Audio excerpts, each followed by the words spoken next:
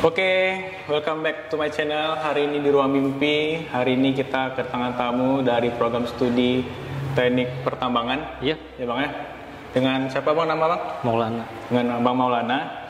Jadi hari ini Bang Maulana akan sharing dengan kita tentang teknik pertambangan.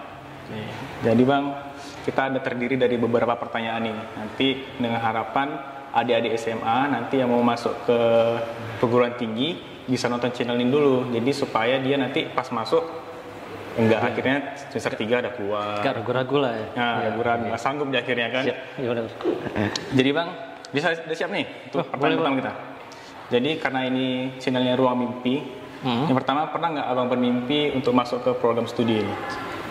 Awalnya sih enggak, tapi karena memilih jurusan itu berdasarkan pilihan orang tua, akhirnya ya tetap menerima itu seperti itu. Tapi yang berat kalau paksaan. Ya lebih berat lagi kalau nggak ada restu orang tua. Oh gitu ya. Tapi tergantung orang sih sebenarnya. Terus setelah masuk nih, ya kan? Jadi apa sih yang mengharapkan dari mahasiswa pertambangan ini? Karena Indonesia ini merupakan negara yang kaya sumber daya alam. Ada ribuan titik geothermal di Indonesia, ribuan titik porfiri emas di Indonesia. Itu maksudnya gimana Bang? Bahasanya agak yang iya, tapi awam sedikit, soalnya saya pun nggak tahu itu maksudnya gimana. Nah, karena intinya itu adalah kekayaan Indonesia sendiri. Nah, misalnya kekayaan itu nggak dikelola oleh SDM-nya Indonesia sendiri, maka ya sayang aja sih. Jadi alangkah baiknya yang mengelola sumber daya alam itu SDM Indonesia sendiri gitu. Dalam negeri Bang, jangan nanti dikerok oleh orang, dibawa ke negara luar, akhirnya dijual lagi ke Indonesia. Intinya terbodoh-bodohi lah gitu. Terbodoh ya. Itu berarti mineral-mineral itu apa ya sih Bang? Mineral itu penyebutan dalam. Saya kan kalau pertambangan yang paling sering kita dengar tentang Freeport sekarang, emas, besi. Sebenarnya ada apa aja sih Bang mineral itu? Dalam mineral gitu. Dalam mineral itu ada banyak tuh. Jadi sebenarnya ada tingkatan tuh di unsur apa nih Bang? Unsur sistem periodik, senyawa gitu. Oh, sistem periodik ya. Ya, senyawa. Iya, gitulah. Senyawa, di atasnya ada unsur, di atasnya lagi ada kumpulan unsur-unsur itu biasa disebut mineral gitu. Oh, itu. Ya, jadi kumpulan mineral itu nanti disebut dengan bahan galian gitu. Dari bahan galian. Jadi teknik pertambangan ini sebenarnya belajar apa Bang? Apakah dia belajar mencari mineral itu juga? Apa dia khusus dalam penggalian pengeboran? Iya. Atau bagaimana sebenarnya teknik pertambangan ini? Di mana fokusnya dia? Fokus pertambangan. Ya, fokus pertambangan itu sebenarnya tambang itu adalah mencari, mengelola, mendistribusikan, mereklamasi dari bahan galian itu sendiri. Jadi kita mulai dari mencari, mengeksplorasi itu, mengeksplorasi bahan galian. Bahan galian kita cari nih bahan galian di mana ada lokasinya. Itu dia sendiri atau ada gabungan dengan prodi lain misalnya kayak geologi atau geofisika? Nah itu karena kan sebenarnya disiplin ilmu eksplorasi itu ada terbagi beberapa lagi. Ada yang geologi, ada yang geofisika. Tapi orang pertambangan juga harus tahu disiplin ilmu itu. Itu fungsinya apa Bang? Kan udah ada orang lain apa yang harus kita pelajari kan? Iya, benar. Sebenarnya gini, orang geologi itu mencari secara kasar. Ketika sudah ketemu dengan ada isu-isu daerah itu ada bahan galian, nah baru masuk orang geofisika menghitung cadangan itu sendiri, seberapa besar cadangan itu, seberapa ekonomis cadangan itu untuk digali. Nah, orang tambangnya untuk apa lagi nih sebenarnya? Nah, orang tambangnya sebenarnya mengvalidasi apakah benar di area itu adanya cadangan segini, emasnya segini, ataupun apalah bahan galian apapun itu. Jadi sebenarnya apapun itu gitu ya. Ya, sebenarnya mereka saling kolerasi lah satu sama lain sebenarnya. Saling berhubungan. Itu dia pakai alat atau ada perhitungan sendiri atau tanah itu dikorek, dibawa ke lab itu gimana? Ada alatnya. Ada alat eksplorasi. Ada banyak sih alat eksplorasi itu, seperti ada eksplorasi geomagnetik, eksplorasi geolistrik. Berarti dia pakai alat. Tergantung apa yang kita eksplorasi dan kita gunakan alat yang paling tepat untuk kita eksplorasi itu. Karena kan emas itu nggak akan bisa dieksplorasi dengan eksplorasi yang ini, tapi dia bisa eksplorasi dengan eksplorasi yang ini. Contohnya seperti dia lebih cocok untuk eksplorasi geolistrik dan geomagnetik gitu, emas itu. Oh gitu. Oke. Jadi kan banyak tuh mineral tuh Bang. Jadi susah nggak sih sekolah di teknik pertambangan nih? Apa sih hal yang paling sulit? Hal yang paling sulit, sebenarnya hal yang paling sulit itu tergantung orang sih. Ya, orang itu kan punya kemampuan masing-masing nih. Dia juga punya ketidakmampuannya masing-masing juga. Jadi sebenarnya ada yang bisa ini tapi ada yang nggak bisa ini gitu kan. Nah di tambang sendiri itu paling umumnya sih yang paling susah itu yang di bagian peledakan, karena kan peledakan. Peledakan. Ya peledakan tambang. Jadi pertambangan ini dia mengebor atau diledak sebenarnya, Bang? Nah Atau digali aja? seperti yang sebelumnya tadi. Jadi kan pertambangan itu disiplin ilmu yang dimulai dari eksplorasi sampai ke reklamasinya. Nah di tahap eksplorasi kemudian ada eksploitasi. Nah di tahap eksploitasi itu ada yang namanya peledakan tambang untuk mengambil bahan galian, karena kan bahan galian itu nggak bisa diambil secara manual dengan beko ekskavator itu itu nggak bisa ya? nggak mampu. Sebenarnya Jadi sampai berapa dalam memang Bang harus diledakkan sehingga gitu? nah tergantung sih apa yang dicari. Jadi kalau seperti emas kemungkinan bisa sampai 500 sampai 3 km ke bawah harus diledakin dulu baru bisa dapat emasnya gitu. Itu mengganggu alam nggak sih Bang? Sampai 3 km diledakin tiba-tiba di bawah ada kayak kita bilang lah sekarang lumpur lapindo misalnya, ya kan tiba-tiba di dalamnya ada apa gitu. Mengganggu alam. Nah, mengganggu alam sebenarnya mengganggu alam itu sudah pasti, tapi gimana kita cara mengembalikan alamnya setelah itu gitu kan. Reklamasi tadi Bang, reklamasi sebelum itu kan, sebelum dibuka tambang kan ada namanya studi kelayakan. Nah studi kelayakan itu membahas dari regulasi sampai ke isu-isu lingkungannya. Jadi atau enggak gitu Bang, bisa dilakukan pertambangan itu atau enggak, mengganggu hutan lindung atau enggak gitu kan gitu. Jadi memang ada studi kelayakan sendiri. Nah, jadi menurut Abang lah nih, pribadi Abang nih, dari semua pelajaran ini berapa semester ya Bang? 8 semester teknik pertambangannya, itu udah sampai skripsi ya? Udah. Nah jadi dari 8 semester nih, pelajaran apa sih yang paling sulit? Pelajaran yang paling sulit? Mata pelajaran apa gitu? Mungkin mata pelajaran yang di awal-awal kuliah sih sebenarnya, lebih ke matematika gitu, kalkulus ya. Karena kan kalau dia belajar kalkulus lagi? Ya, karena keteknikannya kalkulus di tambang tuh sampai tingkat 5 gitu. Jadi kalkulus 1, kalkulus 2, kalkulus 3, ada lagi matematika teknik. Ada lagi. Berarti diferensial integral tuh udah makanan sehari-hari lah ya? Ya. Nah, di atas sebenarnya kan kita tahu diferensial dan integral, tapi di atas itu ada nama Laplace. Laplace namanya. Laplace tuh mengintegralkan lagi gitu. Nah, berarti kalau masuk ini harus buat matematika juga dia Bang ya? Nggak harus sih. Yang penting mau belajar. Mau masuk teknik pertambangan. Ilmu apa sebenarnya yang paling, misalnya dasar dari SMA apa yang harus dikuatkan gitu Bang? Jadi pas masuk tuh dia ya nggak berat-berat kali juga pas masuk gitu. Udah ada dasarnya misalnya. Mungkin ya apakah fisikanya atau kimianya atau semua eksakta itu harus bisa? Mungkin secara normalnya sih nggak matematika juga. Mungkin logikanya ya. Logika tentang suatu pelajaran itu. Jadi kan sebenarnya ini kita nggak ngerti ini tentang matematika, tapi kita kalau udah paham tentang logikanya, maka kita bisa cepat paham dengan matematikanya itu sendiri. Nah untuk pelajaran lain gitu juga gitu. Sebenarnya kan di pertambangan ini kan lebih banyak ke disiplin ilmu kebumian ya kan. Kebumian ya. Kebumian kan lebih fokusnya, bukan ke matematika ya seharusnya. Matematika itu hanya mengasah logikanya gitu. Jadi yang paling sulit menurut Abang apa nih? Ya satu aja deh. Matematikanya aja. Matematika ya, karena tadi di awal-awalnya gitu. Laplace. Ya Laplace ya. Itu integral diintegralkan lagi sampai 5 kali gitu. Enggak kayak gitu. Seperti itulah kira-kira ya bahasanya. Kurang lebih. Jadi menurut Abang nih untuk adik-adik SMA, kenapa mereka harus ambil teknik pertambangan? Apakah jumlah insinyur, kalau dulu insinyur namanya kan, atau sarjana teknik pertambangan ini masih kurang dengan perbandingan sumber daya alam kita yang masih banyak, atau bagaimana Bang? Kenapa mereka harus ngambil ini? Iya.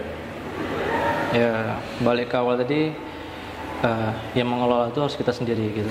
Nah jadi jangan lagi dari pihak luar negeri yang mengeksekusi tambang daerah kita sendiri gitu. Sumber daya kita sendiri. Kan kita mampu sebenarnya. Ya sebenarnya kita mampu, cuman kita yang nggak berani untuk mengelolanya. Karena takut akan ini, dan regulasinya juga masih bisa kita buat lebih baik lagi gitu. Jadi kan tambang, mereka yang kuliah di tambang ini juga nggak fokus kepada keteknikannya, tapi bisa juga fokus ke regulasinya gitu. Bagaimana mengelola tambang, mengatur dan sebagainya lah gitu. Oke, minum dulu Bang. Oke. Jadi Abang, karena sumber daya alam kita banyak, jangan sampai orang lain yang ngurus negara kita sendiri ya kan. Kalau misalnya kita jual aja, negara Indonesia udah kaya duluan ya kan. Iya. Jadi ini bang, pas abang udah masuk ambil jurusan ini, masa depan apa yang abang harapkan? Apakah abang punya suatu pertambangan pribadi sendiri, atau kerja di pertambangan orang, atau beli sahamnya aja? Oh gitu. Awal masuk tambang yang paling membuat kita semangat itu gaji awal. Gaji. Jadi Mahal tinggi pak. ya, karena gaji di tambang itu katanya tinggi. Ya. Kalau di Australia tinggi. Kalau di Indonesia kan ya standar yang Indonesianya gitu kan. Berapa tuh bang range-nya? Oh, itu nominal kita juga nggak tahu lah gitu. Tergantung tambang lah. Yang abang dengar lah ya, yang abang dengar. Mungkin belasan lah gitu. Cukup lah, cukup. Di atas 10 juta lah gaji. Mungkin. Untuk anak-anak baru udah di atas 10 juta. Itu sebenarnya harapan di awal masuk tambang. Tapi kan ketika sudah masuk tambang sudah mengelola ilmunya, sudah mendapat ilmunya. Nah, jadi bukan hanya sekedar gaji yang kita pikirkan, tapi sudah mulai ke bagaimana kita mengelola tambang di Indonesia ini jadi lebih baik lagi. Jadi nggak ada pemikiran gaji lagi di situ. Tapi kan tetap butuh gaji bang. Kan keluarga butuh makan juga bang. Nanti ya kan.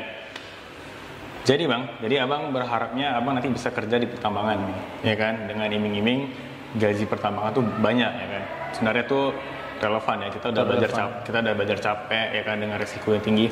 Nah pas sekolahnya tuh kita banyak butuh biaya nggak? Enggak. Atau kan pasti ada ini kan, ada kayak pergi ke lapangan, ke suatu pertambangan itu apakah biaya kita atau biaya kampus atau pas praktikum ada butuh alat kayak peledak tadi mungkin? Nah, itu sebenarnya lebih, kalau alat-alat seperti itu, alat pertambangan itu biasanya udah ada dari kampusnya. Semua lengkap udah dari disediakan, belum lengkap sih, cuman udah ada yang disediakan oleh kampusnya. Nah, tapi kalau untuk alat sendiri untuk kita perkuliahan tuh di tambang tuh nggak terlalu besar. Mungkin yang perlu tuh paling alat perlindungan diri aja, seperti sepatu safety vest, APD lah gitu. Itu yang paling penting sebenarnya. Yang lain udah ada gitu. Biasanya sudah alat ada. bahan. Alat bahan sudah. Contohnya alat eksplorasi itu di kampus sudah ada gitu kan. Itu alat eksplorasi bagaimana maksudnya? Kan ini kan di lab ya kan. Alat itu sebesar apa sebenarnya? Kalau kita lihat di pertambangan alat gede-gede semua. Oh, jangan kan alat untuk ngebornya, untuk bawa batunya segede gaban. Oh, enggak, kalau yang itu kan enggak gitu kan. Nah, ini gimana dia? Alat eksplorasi itu kayak alat geomagnetik tuh mungkin enggak terlalu besar, cuman bisa dibawa-bawa gitu. Ukurannya berapa? Kira semeja ini enggak, Bang? Kecil lagi lah. Lebih kecil lagi ya. Cuman nanti ada anak-anaknya lagi kan. Nanti anak yang diurut. Kalau bahan-bahan tadi kayak peledak tadi? Alat peledakan itu juga ada namanya dummy gitu. Dummy itu kan alat mainan kan. Alat dummy. Jadi peledakan itu punya alat dummy untuk pembelajaran mahasiswa-mahasiswa yang dikeluarkan oleh perusahaan-perusahaan peledakan. Nah, mereka kasih itu sebagai contoh untuk belajar, tapi nggak dalam jumlah yang banyak. Tapi ya, yang kan kita belajar kelompok ya kan? Iya, jadi kan bisa berganti-gantian gitu.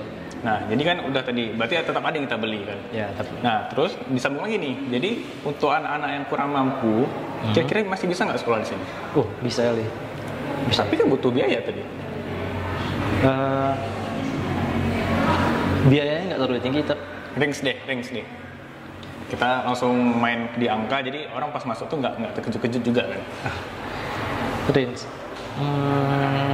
Dari awal kuliah sampai akhir nih mungkin biaya yang dikeluarkan untuk pure di kampusnya aja mungkin nggak lebih dari 10 juta. Nggak lebih dari 10 juta? Nggak mungkin. Dan itu pun pasti ada beasiswa bantuan ya kan? Iya, pasti ada bantuan dari mana. Untuk skripsi ada ini nggak? Ada sponsor nggak? Kalau skripsi, nah itu tergantung si mahasiswa sendiri bagaimana dia mencari tergantung sumber beasiswanya dia untuk skripsinya. Berarti yang penting dia mau aja ya kan? Ya, karena beasiswa banyak ya kan? Asal niat gitu kan. Nah, jadi dari 8 semester gitu kan, itu yang dipelajari tentang apa aja Bang? Tadi kan ada kayak langsung gini deh, tadi reklamasi belum dijelasin. Coba reklamasinya gimana sih? Soalnya kita lihat nih banyak orang yang udah menambang tapi reklamasinya ketinggalan. Iya itu deh. Nah, jadi kan cerita balik sedikit nih ya, dari studi kelayakan. Nah, di studi kelayakan itu kan udah menyangkut tentang regulasi. Jadi pihak tambang dengan pihak pemerintah udah melakukan negosiasi untuk di akhir pertambangannya nanti harus ada reklamasi. Nah, mereka memberi uang jaminan kepada pemerintah. Jadi seandainya pemerintah pihak perusahaan yang nggak mempertanggungjawabkan reklamasinya, maka uang jaminan tadi langsung dikelola untuk reklamasinya. Nah, setidaknya kalau tapi nggak ada dong. Tapi kita lihat nih deh, yang sekarang aja banyak tuh yang uang jaminannya malah nggak sebanding dengan apa yang harusnya, gitu kan. Tapi itu sebenarnya dipelajari ya kan? Iya, itulah sebenarnya fungsi kita sebagai anak bangsa yang harus memperbaiki regulasi-regulasi itu. Gitu. Nah, yang harus mematuhi aturan yang sebenarnya gitu. Berarti ada something nih. Nah, karena mungkin kalau ada yang kurang baik itu oknum ya. Karena kita nggak bisa orang nggak tahu sebenarnya kan. Kalau misalnya ini nanti bakal kayak gini, berarti harus diginikan gitu kan, biar kembali lagi normal. Iya, gitu. benar-benar. Reklamasi itu dalam bentuk apa aja sih? Misalnya, apakah ditimbun lagi, ditanam pohon lagi, atau bagaimana? Nah, ini dia. Uniknya reklamasi di tambang itu sebenarnya enggak fokus pada reboisasi. Reboisasi itu kita kenal dengan penanaman hutan kembali kan. Penimbunan, mungkin penimbunan nggak akan seluruhnya, tapi reklamasi di tambang itu bisa dalam bentuk pendidikan juga. Ya seperti kalau ada tambang yang sudah selesai dan mungkin area yang terlalu besar, dan mungkin dia bisa mengajukan reklamasinya itu dalam bentuk pendidikan. Contohnya sebagai pembelajaran, dan area itu area pendidikan. Sebagai misalnya ada mahasiswa yang mau penelitian bisa langsung ke situ. Nah, dan area itu memang harus dijaga juga, harus dikontrol juga tetap. Tapi itu bakal jadi suatu masalah nggak sih nanti? Untuk masalah seperti apa nih? Ya misalnya kan itu kan lubang yang besar, ya kan, yang menjaga kan belum tentu ada orangnya, entah terjadi kecelakaan. Apakah suatu tempat penggalian itu harus ada satpamnya selalu? Oh iya. Karena kan kalau mahasiswa mau masuk bagaimana gitu kan? Ya, benar-benar. Itu memang harus ada tetap aturan lagi. Nah, dan itu memang harus dikontrol oleh orang-orang yang lain gitu. Oke. Jadi sekarang kami mau nanya nih, misalnya kan pertanyaan kami masih kurang mungkin. Iya. Nah, ada nggak dari abang mau abang sampaikan tentang teknik pertambangan? Tentang pertambangan. Misalnya kan kami bukan basic di teknik pertambangan, ya kan? Tapi kami ingin tahu nanti pas masuk kami harus bagaimana. Mungkin ada beberapa hal yang belum tersampaikan yang menurut abang tuh penting untuk tahu di teknik pertambangan. Oh iya, mungkin untuk di teknik pertambangan sendiri pembelajarannya itu memang di awal-awal tuh tidak ada tentang kebumiannya gitu. Pertama masuk. Iya, pertama masuk. Mungkin itu dari cerita dari misalnya adik-adik yang mau masuk kuliah di tambang. Nah, seperti itu. MKU dulu nggak sih pas tentang masuk? MKU pasti. Ya kan, mata kuliah umum semua kan? Iya. Agama, bahasa Indonesia, bahasa Inggris, ya kan? PKN. Iya, benar-benar. Nah, jadi kan di awal kuliah itu kita nggak belajar tentang kebumian, kita lebih banyak belajar keteknikan. Tentang teknikan bagaimana tuh? Umum. Teknikan umum. Fisika, berarti. Fisika, kimia, sebagainya lah, geologi gitu. Nah, di setengah perjalanan sampai ke 8 semester itu, nah di situ nanti baru kita belajar tentang kebumian seluruhnya. Nah, jadi kita dipondasikan dulu sebagai mahasiswa yang tahu akan teknik gitu. Nah, nanti baru dikerucutkan ya. Pondasinya itu nanti baru dikerucutkan ke disiplin ilmunya gitu. Nah, seperti itu. Terus ada nggak sih kejurusannya? Penjurusan misalnya kan? Oh, penjurusan. Misal ya, misalnya kalau anak hukum, nanti penjurusan ada jadi hakim, ada jadi notaris. Nah, kalau misalnya di pertambangan ada nggak sih penjurusannya menurut tahu? Khusus pertambangan minyak, khusus pertambangan emas. Oh, gitu. Ada. Jadi kalau di tambang tuh ada namanya peminatan lah gitu kan. Nah, peminatan. Konsentrasi lah. Konsentrasi. Ada nggak sih? Ada. Jadi kalau di tambang tuh ada beberapa konsentrasi, tapi memang di setiap kampus tuh beda-beda sih konsentrasinya. Itu setelah tamat dulu atau di saat mau nyusun skripsi, biasanya mereka memilih konsentrasi mereka apa tuh. Nah, jadi kalau ada yang khusus untuk eksplorasi tambang, ada yang geotek, geologi teknik gitu kan. Nanti ada yang peledakan, ada yang drilling, ada yang ngebor gitu. Terus ada yang main plan juga, perencanaan tambang. Nah, ada yang khusus untuk mungkin SAM gitu. Berarti itu kelasnya dibedakan lagi itu pas di akhir? Sesuai peminatan. Mungkin sesuai peminatan, sesuai MK apa yang mereka pilih gitu. Nanti pas di akhir mereka dibuat kelompok-kelompok baru sesuai peminatan mereka gitu ya. Iya. Ribet berarti ya Bang ya? Tapi dengan sih. gaji lebih besar dari 10 juta sih untuk sekarang worth it. Masalah sih, kita belajar kan ya emang sesuai apa yang kita butuhkan kan. Misal kayak abang ini disuruh oleh orang tuanya, tapi abang ini sudah berhasil menjalankannya walaupun dipaksa, ya kan? Niat. Berarti niatnya Bang ya. Niatnya. Mau passionnya apapun, Iya. kan? Dan sebenarnya kan masuk ke disiplin ilmu di kampus itu bukan karena apa-apa, tapi karena emang dia dasar pembentukan di situ. Masalah vision urusan belakang, setelah dia tamat mau masuk vision yang mana itu terserah dia. Tapi disiplin ilmu apa yang dia ambil itu sebagai pondasi dia belajar gitu. Nah, belajar disiplin ilmu itu, tapi dia di lain itu dia juga bisa belajar disiplin ilmu yang lain gitu. Nah, itu sebenarnya sebagai batu loncatan dia untuk mendapatkan vision dia gitu. Nah, Oke, ini Bang Mati dia kalau udah tamat dia sarjana apa nih? Sarjana tambang. Sarjana teknik.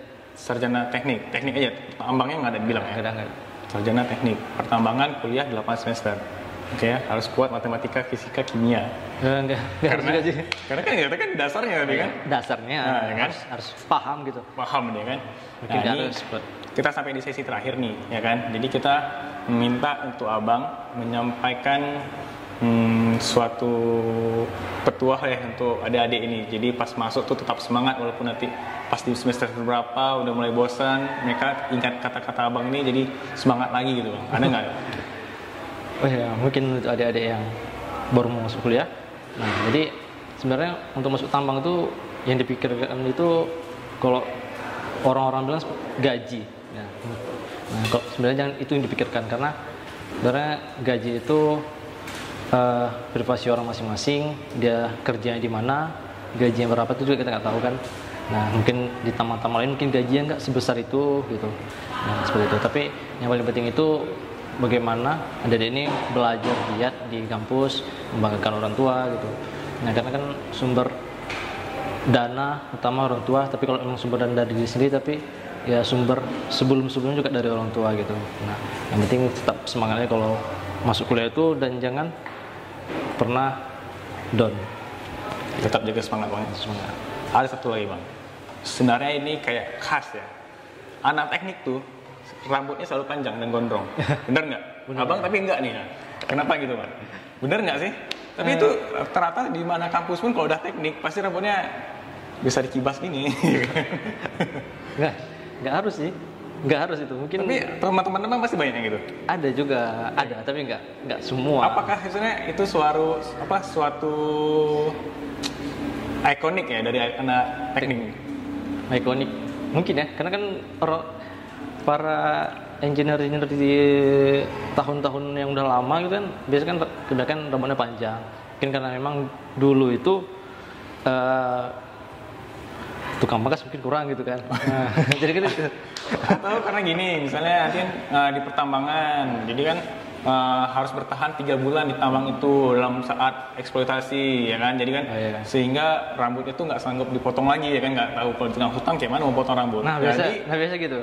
Apakah itu ikonik dari itu filosofinya? Nah, tapi ya nggak juga sih. Nggak juga ya. Itu bukan filosofi yang benar ya. Itu kan filosofi nggak tahu ya berapa. Tapi itu bukan suatu ikonik berarti Bang ya, tapi emang ya oknum juga tadi ya. Oke Bang, kalau gitu terima kasih Bang untuk udah sharing tentang teknik pertambangan.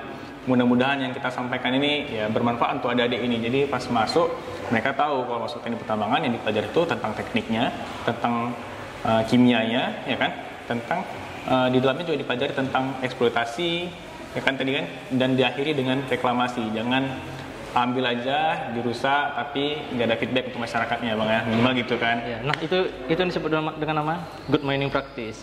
Good mining practice. Good mining practice. Nah itulah dari eksploitasi sampai reklamasi dilakukan dengan sebaik-baiknya. Namanya good mining practice. Nah, jadi itu jangan dilupakan, itu dasarnya. Kalau mau jadi teknik baik berarti good mining practice harus ada di diri. Oke Bang, terima kasih kalau gitu udah diberikan dan kesempatan datang ke channel kita. Mudah-mudahan adik-adik ini membantunya lah ya. Oke teman-teman di Ruang Mimpi, untuk semuanya jangan lupa di like, Dan untuk teman-teman semua yang mau juga sharing tentang program studinya bisa komen di bawah. Nanti sediakan kontaknya biar kita telepon. Gitu. Oke, terima kasih. Assalamualaikum warahmatullahi wabarakatuh.